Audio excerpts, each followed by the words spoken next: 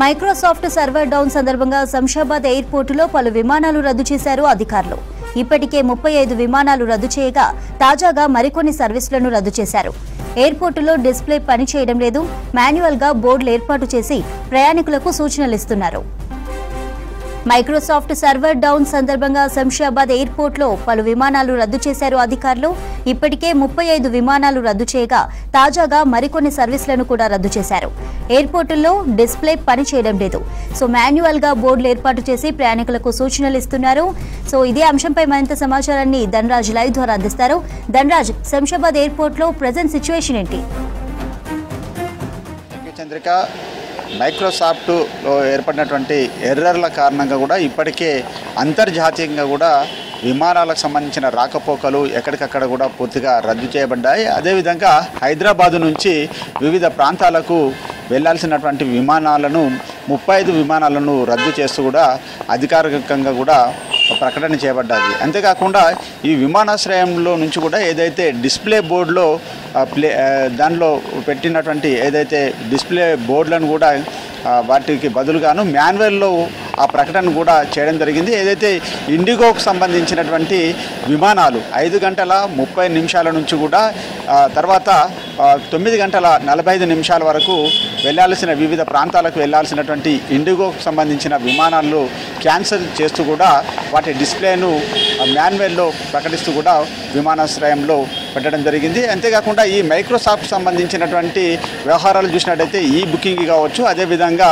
పలు రైళ్లకు సంబంధించిన రాకపోకలు కావచ్చు, అంతేకాకుండా బ్యాంకింగ్ రంగం పైన, మీడియా రంగం పైన కూడా చాలా వరకు ఈ సర్వర్ డౌన్ కావడంతో కూడా ఎక్కడికక్కడ చాలా వరకు ఈ క్రైసిస్ అనేది ఏర్పడడం జరిగిందంటూ కూడా ఇప్పటికే మైక్రోసాఫ్ట్ సంబంధించినటువంటి సంస్థ కూడా మొత్తానికి పలు ఇంజనీరింగ్ సాయంతో సాఫ్ట్వేర్ సంబంధించిన ఇంజనీర్లతోటి దాన్ని రెక్టిఫై చేయడం జరుగుతూ ఉంది. అయితే ఈ ప్రాబ్లం ఎప్పటి వరకు దాన్ని రెక్టిఫై చేస్తారనే విషయం ఇంకా ప్రకటన చేయలేదు. కానీ మేబీ 1-2 రోజులు కూడా ఈ మైక్రోసాఫ్ట్లో ఉన్నటువంటి ఈ సాఫ్ట్వేర్లో ఉన్నటువంటి విండోస్ 10 ఎవరైతే దాన్ని అప్డేషన్ కోసమని చేస్తున్నామో దాంట్లో కొన్ని రకాల సాంకేతిక కారణాల చేతనే ఒక్కసారిగా ఈ ప్రపంచవ్యాప్తంగా అక్కడక్కడ కొన్ని చోట్ల కూడా ఈ ప్రాబ్లం ఏర్పడిందంటూ ఇప్పటికే మైక్రోసాఫ్ట్ సంబంధించినటువంటి సంస్థ ప్రకటించింది. అయితే మనం చూస్తున్నటువంటి ఏదైతే ఈ సంబంధించినటువంటి బుకింగ్ చేసుకున్నటువంటి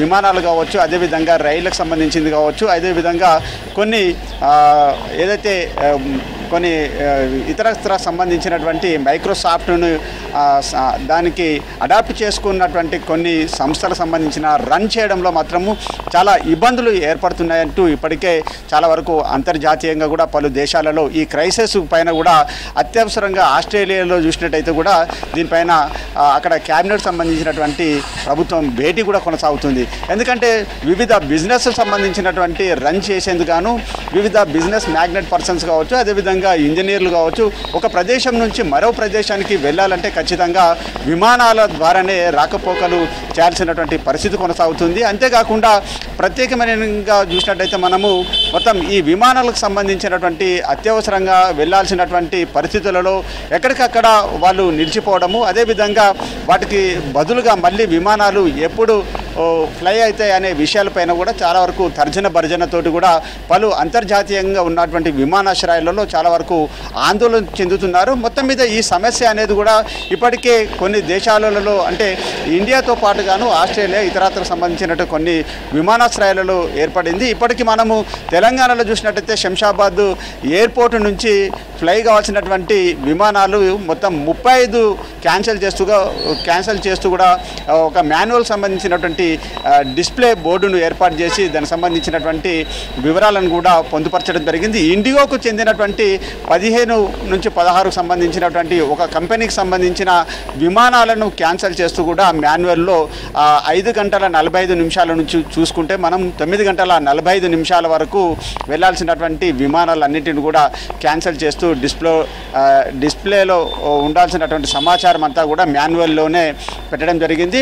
మొత్తం ఈ మైక్రోసాఫ్ట్కు సంబంధించిన సర్వర్లో వచ్చినటువంటి బ్లూ ఎర్రర్కు సంబంధించినటువంటి సాంకేతికం కారణంగా కూడా చాలా వరకు పలు చోట్ల కూడా ఇదే రకమైనటువంటి ఇబ్బందులు ఏర్పడుతూ ఉన్నాయి.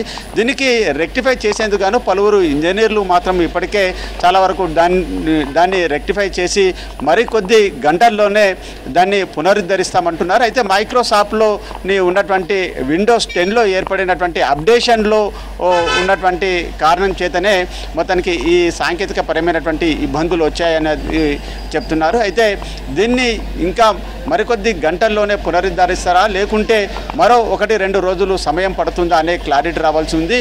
అయితే ఈ సమస్యను అధిగమించేందుకు గాను ఇప్పటికే సాఫ్ట్వేర్ సంబంధించినటువంటి బృందం అంతా కూడా దానిపైననే మొత్తం ఇంజనీరింగ్ సహాయంతో కూడా వాళ్ళంతా ఎక్కడికక్కడ మొత్తం దీన్ని మళ్ళీ పునరుద్ధరించేందుకు గాను వాళ్ళు ట్రై చేస్తున్నారు. అయితే మనకు ఇప్పుడు అందుతున్నటువంటి సమాచారం చూసినట్టయితే మనం వివిధ దేశాలలో అంటే ముంబై ఎయిర్పోర్ట్ కావచ్చు, కలకత్తా ఎయిర్పోర్ట్ కావచ్చు, చెన్నైకి సంబంధించినటువంటి ఎయిర్పోర్ట్లతో పాటుగాను శంషాబాద్ ఎయిర్పోర్ట్లలో ఈ రకమైనటువంటి మైక్రోసాఫ్ట్ ఏదైతే ఈ సాంకేతికంగా ఈ సాఫ్ట్వేర్ను ఆడుతున్న వాళ్ళందరికీ మాత్రము బ్యాంకింగ్ రంగంలోతో పాటుగాను మీడియా రంగంలోనూ మొత్తానికి ఈ ప్రాబ్లం వచ్చినట్లుగా ఇప్పటికే చాలా వరకు ఇబ్బందులను ఫేస్ చేస్తున్నామని చెప్తున్నారు. మరి ఇక శంషాబాద్లో ఇప్పటి వరకు 35 విమానాలను రద్దు చేయబడ్డాయి. ఇక మరికొన్ని విమానాలకు సంబంధించినటువంటి వాటి విషయంలో కూడా మరికొద్ది సేపట్లో